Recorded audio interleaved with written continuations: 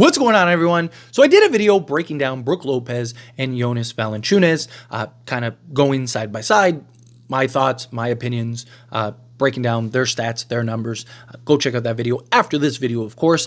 But while I was doing that video, it dawned on me, I should do the same for Brook Lopez as well as Nikola Vucevic, right? Because Vu is available per reports out of Chicago. The Chicago Bulls really want to move off of Vucevic, and I think that they are a lot more similar.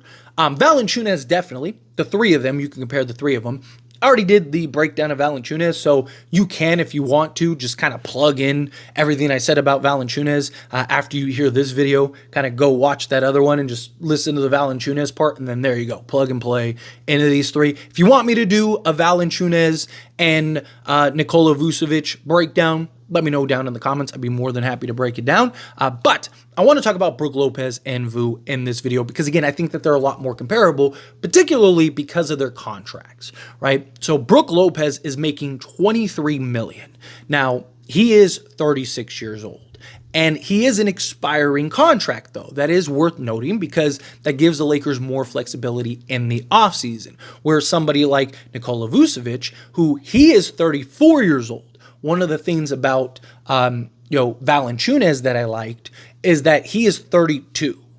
Now, again, 32, 34, 36 are completely different scales. Now, not so much for these skilled big men as compared to, like some guards or forwards in the league. However, it is still worth noting, right? Those years can be a difference, right? Because, by the time Nikola Vucevic's contract is up, he's basically the same age that, or he'll actually be younger than Brook Lopez is right now. So you look at Vucevic, right? Like I mentioned, Brook Lopez, $23 million expiring, where Vu is making $20 million this year, and then he's making $21.4 million next. So the Lakers would be on the hook for an extra $20 million.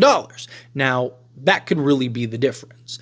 Now, as far as comparisons go for these two guys, both guys are guys that can stretch the floor and shoot the three ball. Both guys are guys that you can dump the ball down to on the block and they can just go get a bucket, right? Brook Lopez, he's a guy that built his career as a back-to-the-basket big man. He evolved and molded and shaped his game to kind of fit through the modern time and did it very efficiently, right? Talk about a 36% career three-point shooter, where somebody like Vu, he's always, since he's been in, has always kind of been able to do a little bit of everything, right? Both guys can make plays out of the post, right? Both guys are versatile and where you can slot them in on the basketball court. Now, I do think defensively, Brook Lopez is better, right? Brook Lopez on an island is just better at cleaning stuff up. Now, you look at Nikola Vucevic. He's a guy that can block shots, and you look at like his career blocks and stuff like that. He is up there, right? He's usually a guy that's giving you 1.5 to 2 blocks per game. So looking at his stats this season through 10 games, this is Nikola Vucevic, right? 31.9 minutes, so basically 32 minutes. He's shooting 58.5% from the floor on 14.2 attempts. He is shooting from three-point range a ridiculous 47.7% from three-point range on 4.4 attempts. Now, he is career 34%, so I don't know if he'll maintain that 47.7%. Also, we got to keep in mind the Lakers, guys going to the Lakers and forgetting how to shoot. I also don't know how many threes JJ Redick would be looking to have Vu take a game. That's also something worth noting. But again, he's shooting 47.7% thus far this season. Last season, he shot 29.4% on 4.1 attempts. But you look at the previous year on 4.2 attempts, he was at 35%. So you're hoping that he's closer to 35% than he is 30%. That would not be ideal. Now, from two-point range, Vu is averaging 9.8 attempts compared to 11.8 last season. He's shooting 63.3% from two. Last season, he shot 55%. He has an EFG of 65.8%. 58%, which last season he was 52.2%. From the foul line, he's shooting 88% on 2.5 attempts. Last season, he shot 82.2% on 1.7 attempts. Rebounds, 10.3 compared to 10.5. He is a career 10.5, so basically 10 to 11 rebounds per game. He has been a better rebounder than Brook Lopez. It's one of the things that you got to give Vu to, the rebounding aspect of it. But as far as assists goes, he's averaging 3.2 assists. He's a career 3 assists per game guy. So again, guy that can make plays out of the post. I think he is a better passer than Brook Lopez, something worth noting. And then 0.6 steals and a block per game. And again, this is a guy that averages a block for his career. He's had seasons where he's been 1.5 blocks per game, 1.6 turnovers, 2.5 fouls, and scoring 21 points per game. So again, a guy that can basically do a little bit of everything out on the basketball court. Brook Lopez, you got to give the nod to as far as defense goes.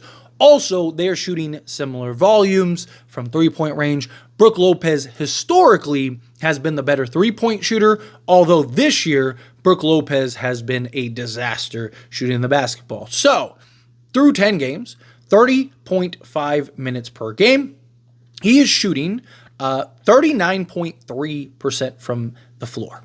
39.3% from the floor. He's not even shooting 40% from the floor. That's a center, by the way. 8.4 attempts compared to last season, 9.6. He shot 48.5% from the field last season. He is shooting from three-point range, 4.7 attempts, shooting 27.7%, where last season on 5.1 attempts, shot 36.6%.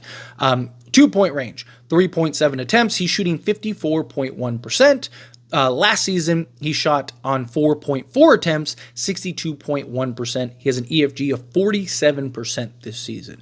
Last season was 58.3%. From the foul line, his free throw shooting is even down, 73.3% on 1.5 attempts, where last season he was 1.7 attempts at 82.1%. He is averaging 4.6 rebounds per game compared to 5.2 last season. Again, he's a career 6.2 rebounds per game guy. So again, Vu is by far the better rebounder.